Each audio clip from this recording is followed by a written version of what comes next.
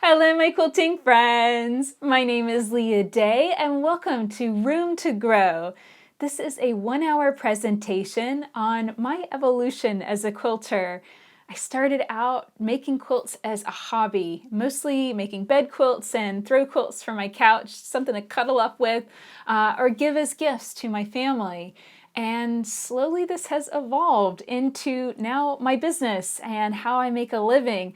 I run a business, leahday.com, with my dad and my husband, and we share weekly videos on how to get the most out of Grace Unique long arms and frames and Janome machines. I'm a dealer for both Grace Company and Janome. And it has taken a long time to get here, guys. I've been in business now for 11 years, since 2009, and I started quilting though in 2005.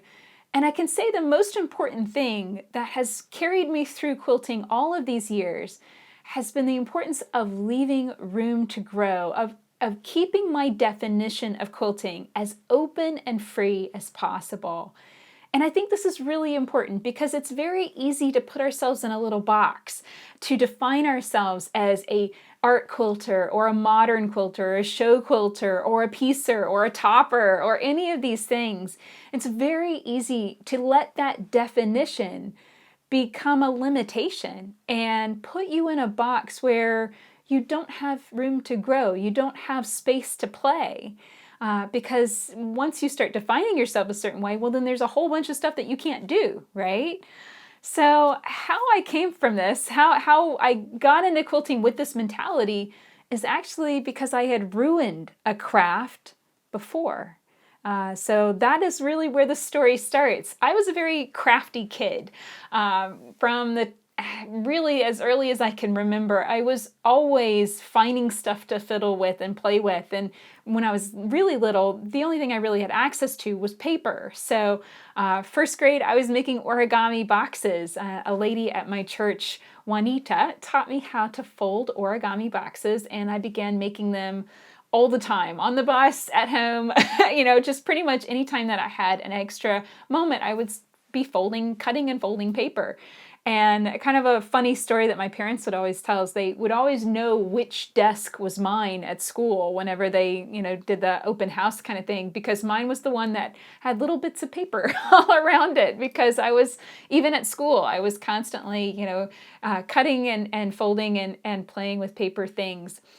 And that was actually my very first business. I was folding all of these origami boxes and putting them on my desk, and then my friends started wanting to buy them from me. And of course, I can even remember at that time going, why would you want to buy something? I can just teach you how to do it. But they didn't necessarily want to learn how to fold the boxes too. So I started selling them for 5 and 10 cents each. And I can still remember the feeling when I opened up my pencil box and I realized I had enough money, like just nickels and dimes, and I had enough, counting it all up, for hot lunch and ice cream, to get pizza and ice cream. And it might sound silly, but that was the first moment that I knew, like, wow, I can make something and I can sell it, and I can be able to buy what I want, something even as simple as hot lunch. For a kid that packed a lunch in a lunchbox every single day of the week, that was huge. So yeah, that's where I started. I always was making something, and I had an ability to learn and teach myself. So I taught myself how to crochet when I was in 4th or 5th grade. I taught myself how to knit in high school, and a friend of mine in middle school taught me how to do beadwork. So beadwork was the craft that I ended up actually ruining because I had too narrow of a definition of what counted as beadwork. And this sounds a little bit weird, but I think this is something that we can do without even consciously knowing it. So my friend taught me how to stitch seed beads together. Those are the really tiny little beads that you can stitch together using a loom. And I started out with just a simple, I think it was kind of a Native American styled small bead loom. And that's what I decided counted as beadwork. And it wouldn't count. Nothing else was beadwork if it was beads stitched on fabric or beads on a wire. It had to be beads, small tiny seed beads stitched together with very thin thread. And usually they were being stitched together one bead at a time. Now, this did two things. It taught me extreme patience, and it also made my stitch length, my natural stitch length is the width of a seed bead, because of course that's all I stitch together. So that's how I began thinking about the correct length of a stitch. So if you want to really master hand stitching, yeah, get some seed beads. It really works out great, but it is also extremely time consuming. And of course, I wasn't getting very much done. What I began to focus on were, of course, bracelets and anklets and that kind of thing, but then I built a bigger loom. So with that bigger loom, I was able to make bigger things and designed more elaborate landscapes. I really loved seeing landscapes, different pictorial scenes, but it was always frustrating. It was one bead at a time. And that very closed definition of what counted properly as my craft, began to chafe. Part of that started to get shaken up because I got a job at a bead store and began helping people make necklaces and bracelets and those kinds of things. And I began to see that, most people didn't want some elaborate seed bead stitched thing. They wanted a simple bracelet or a strand of pearls, that kind of thing. And I began to feel like my definition was limited, but I still couldn't break out of that because I had so narrowly defined what beadwork was. Then I went to college, and of course I didn't have space for that big boxy loom, and I didn't have time to stitch those seed beads together. So I didn't really make anything for several years. But I did bring my sewing machine to college, and for some reason, something about the time that I had and the space that I had, sewing in my dorm room became my favorite hobby. So it was a natural progression, I feel like, where beadwork had just become so stagnant, and everything that I did make, I would usually rip it apart, and it was just no fun anymore. It was very boring. It was very stuck feeling. And I hadn't left myself any room to grow, right? So as beadwork really became kind of a sideline, I did save my bead collection, but really didn't make anything for many, many years. Sewing slowly became the new thing that I was interested in. I had definitely sewn different things before. I'd sewn my prom dress. I had done things like that, and learned more and more about sewing. I'd had a sewing machine since I was a kid, but it was one of those things where I had the machine, but I didn't have a manual for it. And it was kind of a complicated Singer where some of the ways that you access certain stitches was pretty weird. And it was so funny. My sister figured out how to get it to do a zigzag stitch, but she refused to tell me how to do it. So I had this machine that I could only ever get it to do a straight stitch for years and years. And only after, finding the manual, the internet had started to pop up, and I was able to find a manual for it. I was able to learn how to get it to do a zigzag stitch and adjust the stitch lengths and stuff like that, how to actually use that machine. And then I started finding feet for it. There was still a Singer dealer in my hometown, so I was able to find specialty feet and be able to do things like insert a zipper and do a proper blind hem. And that's how I made my prom dress. So that interest in sewing began to build, and particularly because I felt like I could make things that were useful. I could make a shirt that properly fit me and looked good on me. And it felt like I had more control, and it also felt more creative than beadwork, and useful, I should say, also, because it was something I could actually use on a daily basis, versus beadwork was always something that was really just for decoration, and it wasn't really all that useful. So sewing became my main thing, and I sewed pretty much more often than I was in class in college. And soon it became obvious that I really didn't need to be in college anymore. I had always had that desire to run a business, and I'd always had that urge to figure out how I was going to make a living with a craft, with my hands, with something I could make. But going to college just didn't seem to be the right fit for that. I kind of just got tracked into a biology degree because that's what I had been focusing on in high school. And it took about 2 years before I realized I'm in this degree and I don't even want to be here. And I'm in all these labs that are just so awful and boring. And all I really want to do is sew. And luckily, I had also met my future husband in college, and he encouraged me to let go of the pressure that a 4-year degree was somehow a defining moment or something that I needed that piece of paper to be worthy, or a good person or a smart person. And it was really his help and his influence that allowed me to see that I didn't need that piece of paper anymore.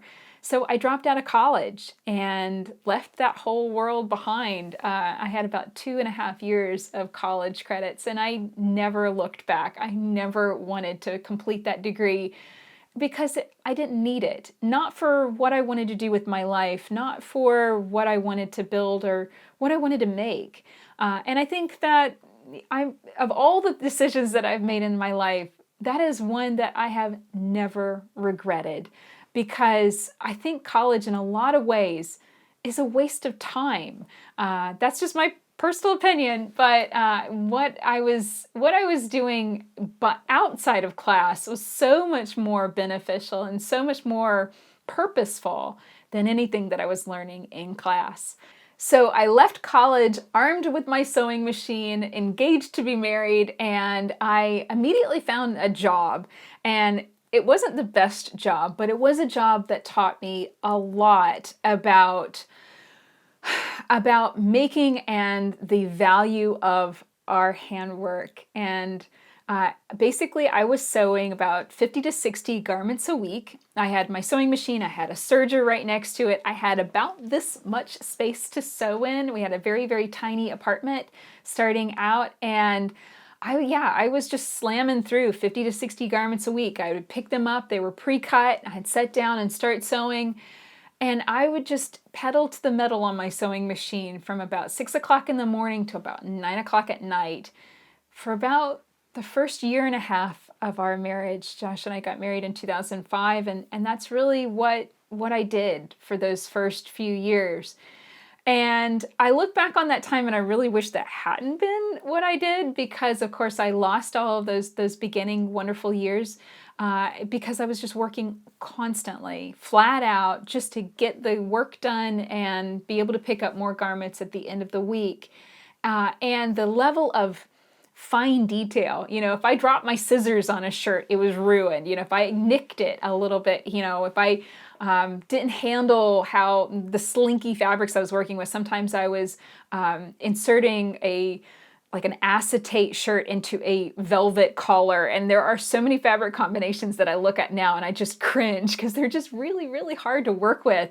But I built my skill. I learned everything that I could about sewing for speed, about being an excellent seamstress, about how to press a garment and make insert a elastic waistband and insert pockets and the whole 9 yards of that.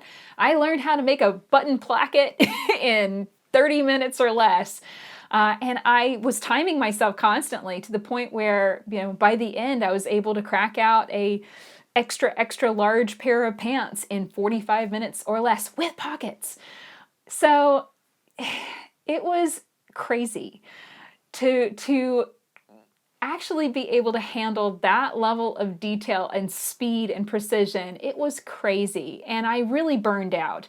By the end, I was just looking for any reason to quit that job. And so what happened was we moved far enough away where it didn't make sense to keep that job anymore, and I finally felt like I could quit.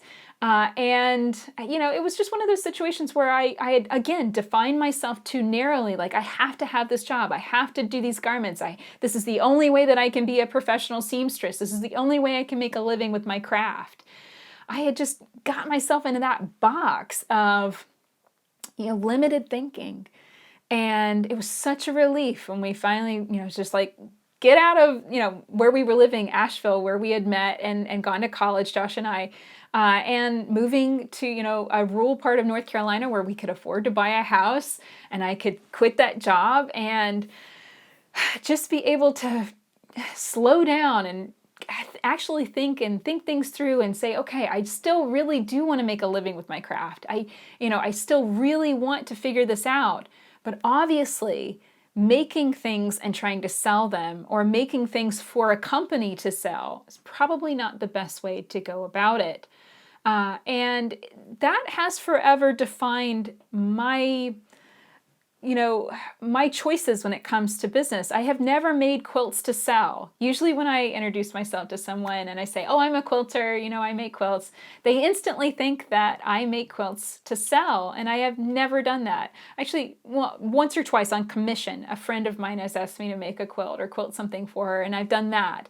Very, very limited though, and that has never been how I have depended on my income, because of that starting experience with being a seamstress and understanding that hour of work that I could put in, that was as much as I could, if I was being paid $6 for that garment, that was the maximum I could make. And if that garment took an hour and a half or 2 hours, I was still only making that $6. So I learned early on, and it was a very hard lesson to learn, that my time had to be worth more, that I needed to put my time into something that would pay off, not just once, but years down the road. So, funny thing about all that sewing time and all that sewing experience is that in my free time, you would think I would be doing something entirely different. But no, in my free time, I was learning how to quilt. So yes, I was not getting enough sewing time during the day working on all of those garments. I was continuing to sew, to piece and quilt in my off time. So it was basically, those years were sewing and quilting free for all. I was always stitching. And I really wanted to learn how to quilt pretty much my whole life. It was the one craft that I couldn't seem to master on my own. And I realized, looking back on it now, I was really working with outdated information. I would buy most of my quilting books and any kind of, like the book that I learned how to crochet and the book that I learned how to knit from, they had been discards at a rummage store. So there were lots of quilting books there too, and I would pick them up, take them home, and they had lots of great information on cutting out pieces with cardboard templates, with scissors, one piece at a time or a couple pieces at a time.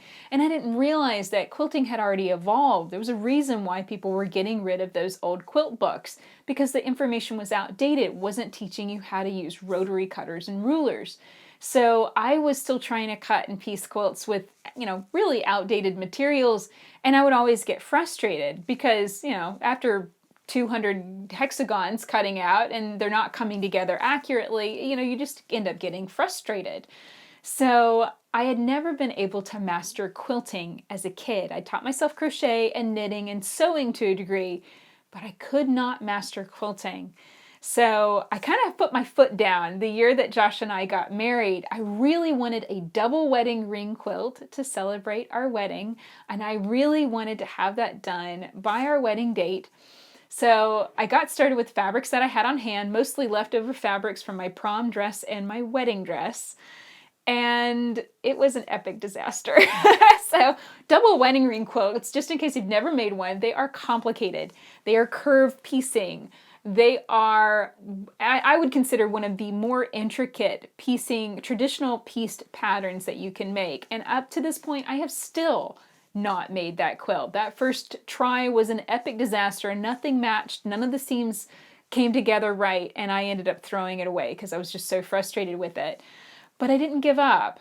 Josh encouraged me to keep trying, and he did a Google search and was like, oh, look, there's a guild in this town. You can join this guild, and maybe you can learn something there. And that was really, really lucky, because I feel like quilting is one of those crafts where you need a teacher.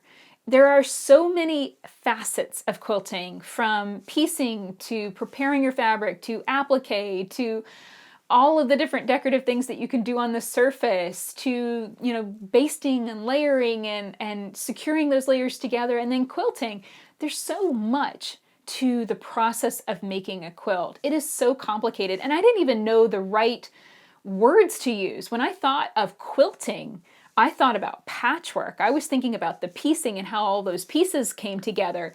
I didn't even realize that there was a whole other layer to quilting that was the quilting design.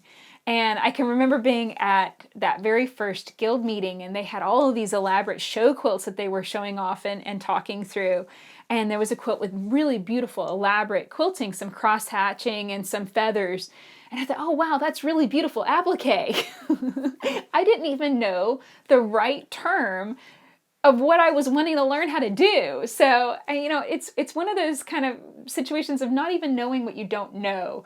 And I can look back on it now and laugh, but I know that joining that guild was the very best thing that I could have done. It really was one of the crucial points of my quilting career and craft, because it allowed me to understand and get a very, very important knowledge very early on. So this is my very first quilt. I took my expectations down a notch. Let's just say it that way. I no longer, once I had that disaster of the double wedding ring, I was like, all right, I obviously need to start with something simpler. Let's see, a 9 patch. Let's go with the 9 patch. And yeah, so I put this together with fabrics that I already had collected. And it just happened that I had, kind of a nice variety of blues and some white background fabric. I did not pre-wash my fabric, and it did bleed over time. It bled into the white a little bit, and that was a first learning experience of washing my fabric. And after this experience, I started washing all of the fabric that I used before I would starch and press it and cut it up for the quilt.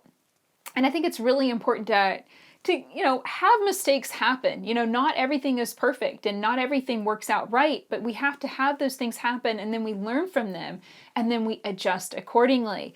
And so my very first quilt had bleeding blue fabric onto white fabric, and that right there was something I never wanted to experience again. So from then on, I always washed my fabric, and that's a bone of contention. I know with professional quilters, a lot of professional quilters do not bother to wash their fabric. They don't have time to wash their fabric, in the whole grand scheme of trying to get quilts done really quickly.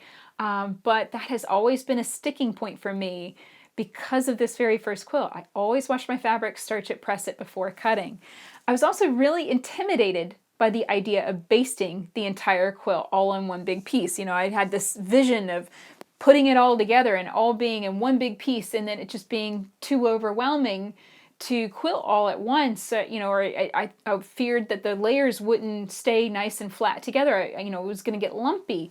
So I made this quilt as you go style, meaning that I pieced and quilted all the blocks separately and then put them together, and that ended up allowing it to be a double-sided quilt. So I had this checkerboard effect on the back. So I can look at this and I see, of course, the mistakes, and I didn't even do a really good quilt as you go technique. I kind of just zigzagged the blocks together, and the fact that it's still all in one piece is pretty amazing. But I learned so much. I was intimidated by certain aspects of it, but I just kind of forged ahead and didn't really know what I was doing, but I just tried what I thought was right. And I kept moving forward. And to, from the very, very beginning, I knew I wanted to have the greatest open definition of quilting possible. And I feel like I got started with quilting in a very good time. It was 2005, and long arm quilting was really new. There weren't really all that many long arms on the market, and certainly not something that I could afford at the time. I had such a tiny little apartment, and there weren't really that many professional long arm quilters offering services either. So it was a lucky time, I feel like, to get started quilting, because I had to piece it and I had to quilt it myself. So very early on, and this was my very first quilt, I think I quilted this with a walking foot, just straight lines in the ditch before I would put the blocks together. Most of my beginning quilts were walking foot quilted, and then I took a class on machine quilting just to figure out if there was something else I could do, figure out if there was another style of quilting that was open to me. So that class mostly focused on walking foot quilting. I think more than half of the class was focused just on using, straight line quilting, walking foot, very traditional style. But the last half of class we put on a darning foot and tried free motion quilting. And I don't know whether it was my machine or just something about the skill that I had built with sewing and crafting my whole life, but I took to free motion quilting like a duck takes to water. I mean, it was kind of like an instantaneous click. Like, that makes sense. You know, I understand how to do it, and I loved it. I loved the speed. I loved the freedom. I love being able to just stitch whatever I could come up with, and it felt like it was somewhere I could begin and I could grow with it. So I quilted mini quilts, and I think a very important thing was that I kept my quilting and my piecing skills at the same level, so that as I would piece a quilt, I'd quilt it, and I would always quilt it on a small home sewing machine. I didn't really start getting into using a bigger machine until many, many years later. So every quilt I pieced, I would quilt it. And a lot of times I would quilt it in pieces, you know, whether it was quilt as you go, or I just break the quilt down into a smaller chunk, using, you know, just regular binding to bind it all together. And you know, in a lot of ways, it was just figuring out how to make what I had, the setup that I had, the limited space that I had, just figuring out how to make what I had work. And within that, you know, if I had a small home sewing machine with a 7-inch harp, I had to figure out how to cram that quilt through it. And I was just going to have to, you know, grit my teeth and bear it and get through it. And it taught me how to just make do. And it wasn't always easy. And I spent a lot of time with big heavy quilts and, you know, sweating it through the machine. But, you know, if you're ambitious enough to make it work and you're willing to put in the effort and just ignore the sore shoulders and that kind of thing, you can pretty much quilt anything that you want on a home sewing machine. It just takes time, determination, patience, that patience word again. It is not always easy. And as I started, you know, getting into bigger quilts and more elaborate quilts, I reached a point where I just kind of, I think that plateau where you realize that you have enough quilts for all of the beds in your house, and that you have given a quilt to everyone in your family and all of your friends that want a quilt. And that was a point where I kind of went, all right, you know, maybe I need to be doing something else. Maybe I need to try something else. And there was a quilt show. I had moved and I had joined another guild, and there was a show. And all of a sudden I saw this whole other aspect to quilting, and that was show quilting. So this is the Duchess. This is my very first show quilt. And this was largely inspired by Karen McTavish. She is a famous long-arm quilter that has written many books on quilting. And the two in particular that helped me the most are white work quilting and quilting for show. So I specifically designed this to compete in quilt shows. I learned from Karen that whole cloth quilts are the way to go because it's the smallest category. Very few quilters make whole cloth quilts, so you're not going to be competing against, you know, 50, 60 different quilts. You're going to be competing against maybe 10. So if you go into that and design some really elaborate motifs and really make an over-the-top whole cloth quilt, you're more likely to win that ribbon. And of course, that was my goal. So I wanted to enter and win my first ribbon. And I was inspired by a movie, The Duchess, and the biography of Georgiana, the Duchess of Devonshire. Read that book, watched the movie, absolutely loved it, and I decided I wanted to make something like the costumes, but in the form of a quilt. So I looked up Georgian wallpaper designs and motifs and kind of became really obsessed with it, designed all of the motifs, put it together, and created this whole cloth quilt. And it took months. This was 2008 to 2009, and James, my little boy, was about 2-3 years old, something like that. So in between, you know, being a mom chasing after my toddler, I was working on this quilt. And I had this idea that, you know, if I could compete at quilt shows and win, then, you know, maybe that would be a way of starting a business, you know. And it's kind of funny when I think about it because, of course, show quilting is like winning the lottery. You know, you never know if you're going to win. You don't know who you're going to be competing against. You don't know really what the judge wants. And I kind of look at it and I feel very lucky that I got into it and I made this quilt, and then this quilt kind of got ruined. And that was a good thing. I know that doesn't sound like a good thing, but I think it was a good thing because it forced me to keep growing and moving and not get stuck in that show quilting box, which, you know, it's a fun place to be and it's fun to compete, but I don't think that that should be the end all be all. And it certainly wasn't something that I wanted to stick with for very long. So what happened to the Duchess? How did she get ruined? She went to her first show, and yes, I did win that first place ribbon, so that was really exciting. I got the quilt back and opened the box, and there was the blue ribbon on top, and it did give me that sense of like, yes, you are good at this. This is what you should be doing, and that was exactly what I needed. But she came home and she was looking just a little bit dirty. I mean, it was 100% white quilt, and I am the kind of person that if I wear a white shirt, I'm gonna have, you know, coffee spilled down the front of it within minutes, usually. I can't do white anything. And so it was kind of a silly thing for me to even try to do an all white quilt from the very, very beginning. But, you know, she came back looking just a little bit dirty, a little discolored, and I asked around at my guild. And this is one of those things, you know, guilds are great, but they can also have a double-edged sword, and that is you can learn information from a variety of sources, and it might not all necessarily be right. So one guild member told me, oh, we'll just soak it in OxyClean, it'll be fine. And then another member chimed in and said, oh, hydrogen peroxide's the same thing. Why don't you just use that? It's a good thing I can laugh about this now because hydrogen peroxide is absolutely not the same thing as OxyClean, but that's what I ended up using. And so, yeah, I sprayed the quilt with hydrogen peroxide, and that is why it is no longer white. The hydrogen peroxide reacted with the cotton fabric, and this is discoloration. This is actually a chemical burn. So the Duchess is falling apart and has been for the last, 10 years or so. And she only competed in 3 shows. By the time she came back from the 3rd show, the discoloration was already becoming apparent. And, again, you can have something happen, and this really was a major disaster. I mean, it took months to make this quilt. I did lots of extra stuff. I did hand stitching, beads and lace and all kinds of extra stuff with it.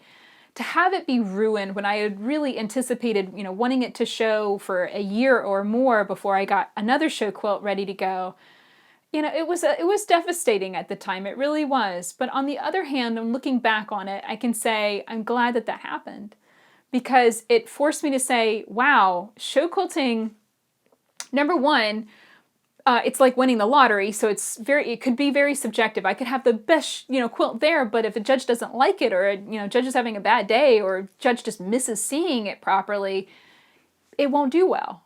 And that's not a great way to base a living, right? It's not something I can control. It's like buying lottery tickets and expecting to win. It's not something that I could put effort in and be sure I was going to get that effort back out. And then the damage of the quilt let me know that it was just a little too fragile for me to depend on that to pay our bills, especially with, we had a baby by this point. I had my little boy, James.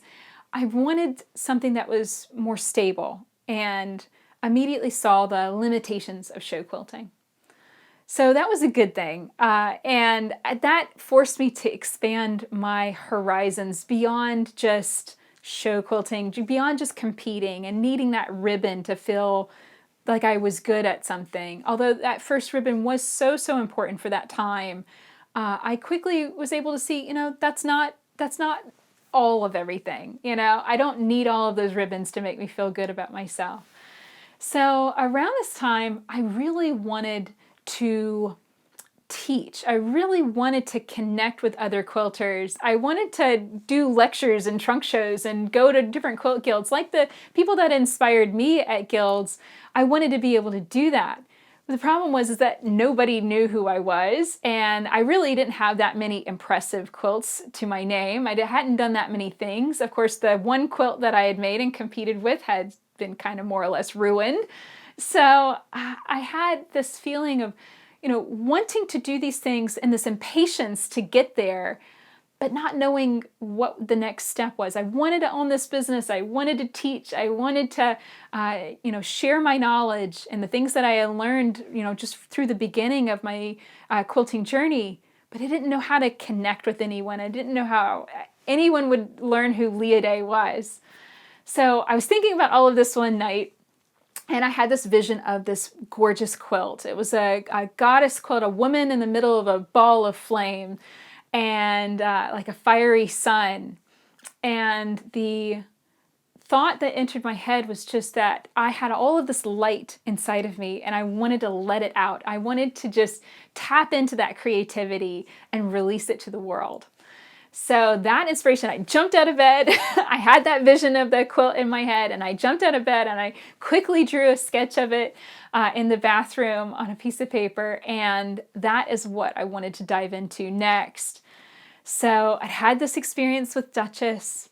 It was a blow, definitely, but I immediately put all of my energy into making this new quilt, and she is called Release Your Light.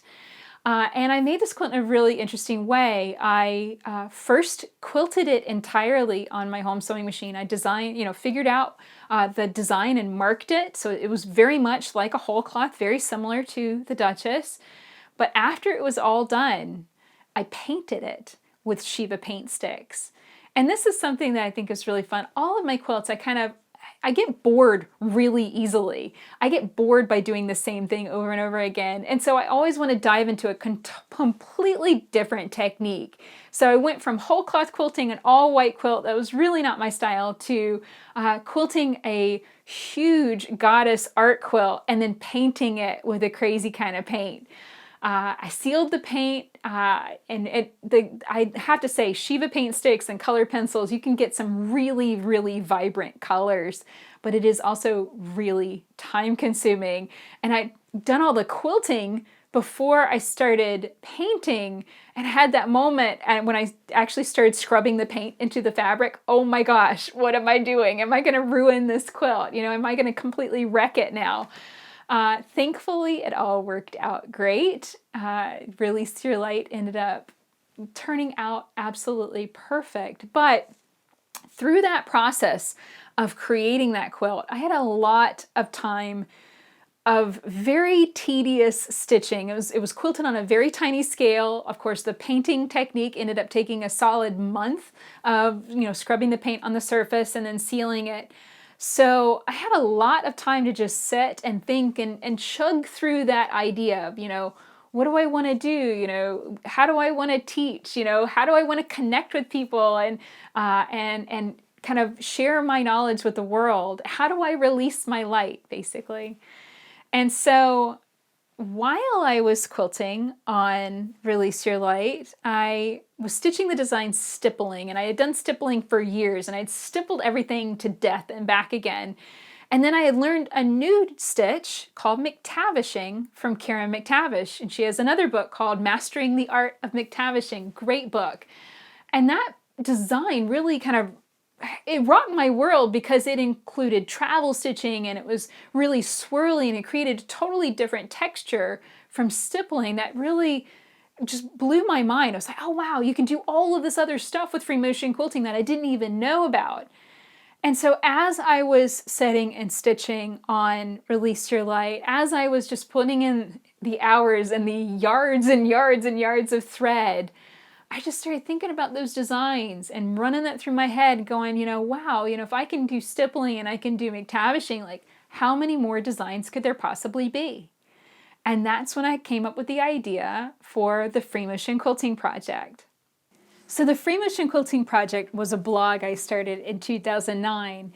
And the original goal was to stitch out 365 free motion quilting designs and to share them every day for a year.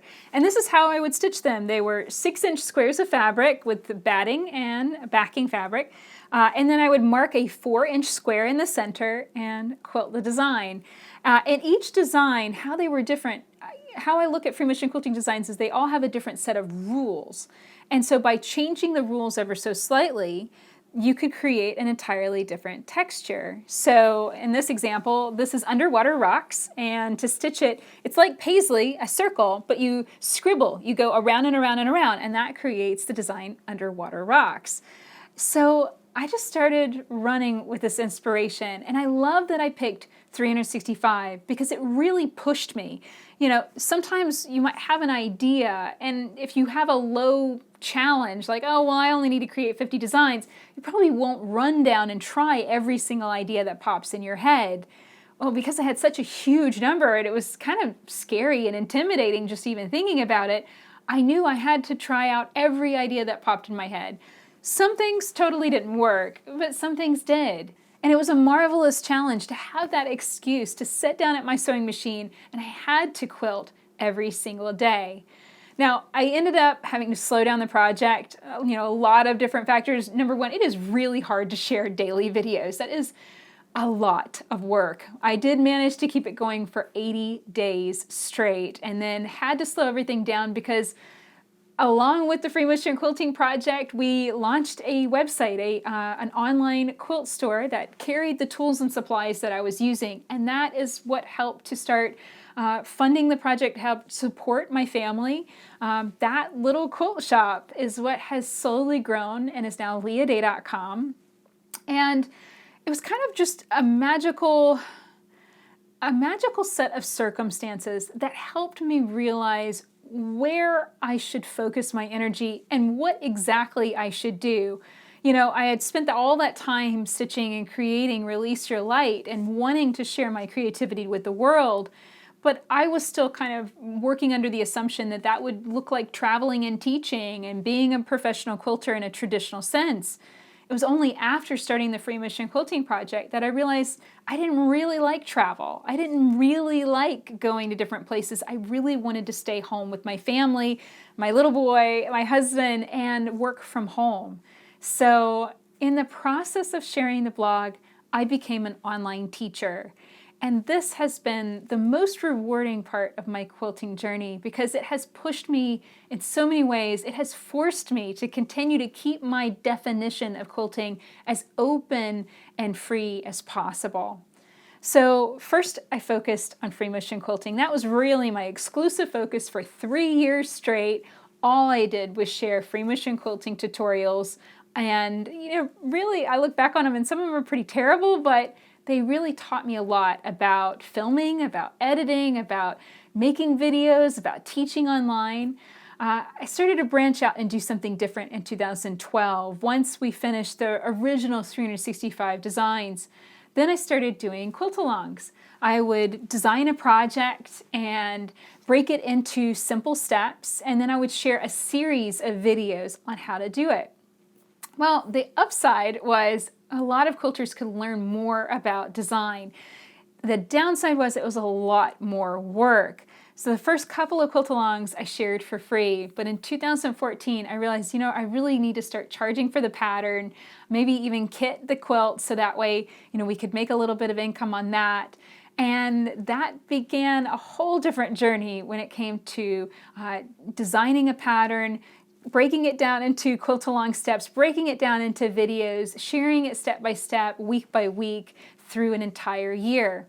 So we've done this for years. We did building blocks in 2014, dancing butterfly in 2015, Sunshine Surprise in 2016, and Flower Festival in 2017.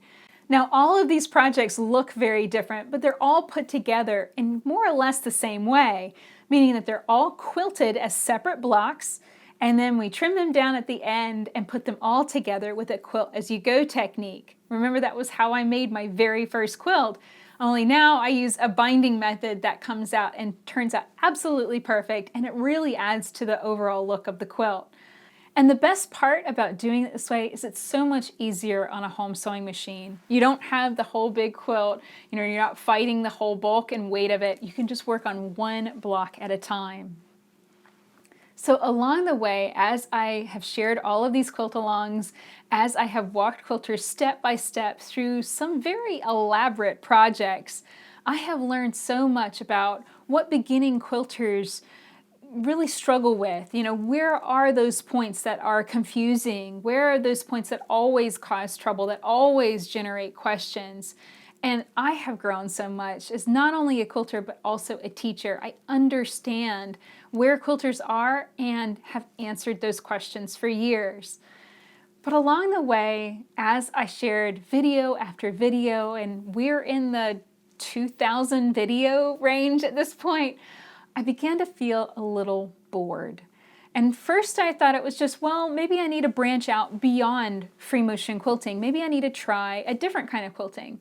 So I went back to walking foot quilting and dove into that and really dug into all the different things that you can do with this very simple form of quilting. Shared several quilt-alongs for walking foot quilting and wrote a book on it, Explore Walking Foot Quilting with Leah Day. So that really kind of helped, it really pushed me out of my box. I'd really boxed myself into free motion quilting on a home sewing machine. So that expanded my box a little bit. I went to walking foot quilting on a home sewing machine, shared a lot of information about that. But it still wasn't enough. I was still catching myself realizing, I've made this video before. I've answered that question 100 times before. I'm just feeling frustrated covering the same thing over and over and over again. So in 2016, I decided to do something about that. I went to Quilt Market with an idea that I was going to look for a company to work with and start sharing about long arm quilting. Now, I'll be honest, I never anticipated wanting a long arm. I kept thinking about it over the years, but every time I would go and look at them, they always seemed so huge and so expensive, just really out of my ballpark, out of the arena of where I would fit in the quilting world. And I also felt like, well, I needed to stay on a home sewing machine, that Leah Day should continue teaching free motion quilting and piecing only on home sewing machines. And I did that for years. And you know what happened? The exact same thing that happened with beadwork all those years before. I started getting bored. I started realizing I wasn't finishing anything, not anything fast. It would take me upwards of a year to finish any particular quilt. And I really wanted to quilt faster. I wanted to make more quilts for my son, for our beds. I wanted to be able to give more quilts away. I wanted to be able to quilt for charity. But I didn't feel like I could quilt fast enough to do any of those things. Around this time, I also started getting some physical issues cropping up with my neck and back. I was about 29 years old, and I started going to a chiropractor. And I didn't really connect the dots until another professional quilter said, Leah, it can really damage your back. Hunching over your home sewing machine, fighting the weight and bulk of a big quilt, it can really mess you up over time. So that woke me up. It really did. And I went to Quilt Market in 2016 with the idea, I want to find a brand, a company that I can work with that's willing to work with a weirdo like me, a girl that makes videos in her basement and shares things online like I do. Surprisingly enough, Nathan and Jaron from Grace Company were interested in working with me. And that was really an amazing opportunity. I just started sharing videos on a Unique 14 Plus, a set-down model that was in a table. And of course, that model is no longer available anymore. So whenever we discontinued that, I decided to move it to a long arm frame or continuum frame. I then eventually decided, let's expand that. Let's go with the 21. And I have learned that this is kind of where long arm quilting goes. As you get into it, you start realizing, I can actually collapse that home sewing machine setup that I thought I needed so much, and I can put in a bigger frame or I can put in a bigger system. And I realized just how much faster, how much easier, how much more fun quilting could be. And the reason I feel like this was really kind of a radical thing, because I'd never thought of myself, I never allowed myself to even want a long arm, because I'd put myself in that box. I'd limited my growth by saying, oh, Leah Day is only an online and home sewing machine teacher. That's it. That's all you're allowed to be. And only when I realized, there's a detriment. There can actually be a physical detriment to staying stuck in that box, I started pushing myself to learn something new. So now every week I share videos on how to quilt, how to get the most out of your Grace Unique long arms and frames. Of course, I absolutely love my Continuum frame. It has grown with me dramatically over the years. I've just recently expanded this room so that way I can take this up to 12 feet long, which is going to be great. But I also love our smaller frames as well. We have a Q-Zone hoop frame, and I've been playing with Janome home machines on that just to explore all the different things that the smaller frame can do as well. My plan is to put QCT on that frame to see how it works with a home sewing machine in addition to a big long arm. The thing I love the most about this is that it feels like I'm never going to stop learning. I'm never going to stop having something new, some new challenge to tackle, because the machines are constantly changing, the frames are constantly changing, the home sewing machines are constantly changing, and I'm kind of a gearhead. You know, I love digging into how one machine is different from another and how to troubleshoot different issues that crop up along the way. All of my skills as an online quilting teacher, understanding that when a question crops up, not once, not twice, but 3 or 4 times, that means I need to do a video on it. I need to answer that question immediately because a lot of people are asking it. And I have to say, switching to long arm quilting and moving into this and embracing this has been such a relief to me and Josh, because when we started our business and we're sharing just the tools and supplies that I was using on my home sewing machine, you know, that kind of limited what we could offer and what we could do. And it was only by starting to work with Grace Company that I realized, wow, I could be a dealer. And I never thought of myself that way, ever. I never allowed myself to think that I could handle something like that. But it was the support and confidence of Nathan and Mark at Grace Company. They said, you know what? You can answer all of these questions. You already are answering all of these questions. Why don't you just become a dealer? And that really has changed my world. This past year, 2020, has been extremely challenging for my family. Our house flooded in February, and it pretty much destroyed my entire quilting space for more than 6 months.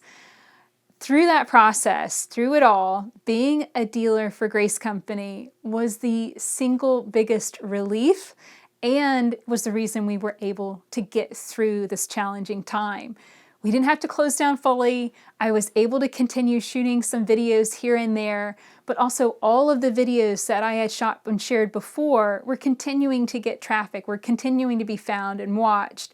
So even though my house was a complete shambles, I didn't have to shut down my business. And that allowed us to be able to rebuild. So I can 100% say, I don't think I would be in business today if it wasn't for Grace Company, if it wasn't for having that ability to keep my world as open and as roomy as possible. Because every time that I've limited myself, every time that I've said, oh no, that's not allowed, or oh no, that's not who I am, I've been shortchanging myself on what I could do, on who I could be, on the things I can sell and offer. And I absolutely love being a dealer. It's great. So that is pretty much it for my journey as a quilter. I firmly believe in giving yourself as much room to grow as you possibly can. You never know what techniques you might be shutting the door on. If you define yourself as an art quilter, then you're limiting yourself on the beautiful traditional quilts you can make. If you define yourself as a modern quilter, you're limiting yourself on many techniques and skills that you could build. Try not to think of yourself as a home sewing machine quilter or a long arm quilter. The simple definition of quilter says it all. And that's all you need. When you leave your definition as small and short as possible, it leaves the entire world open for you to grow and change and embrace anything that you want to create. So I hope that you have learned a lot from this. It has been a very convoluted journey to get here. I'm now sharing videos every Tuesday so you can learn more about long arm quilting, on quilting on a frame with a home sewing machine as well. And you can find all of those videos at leahday.com. Until next time, let's go quilt.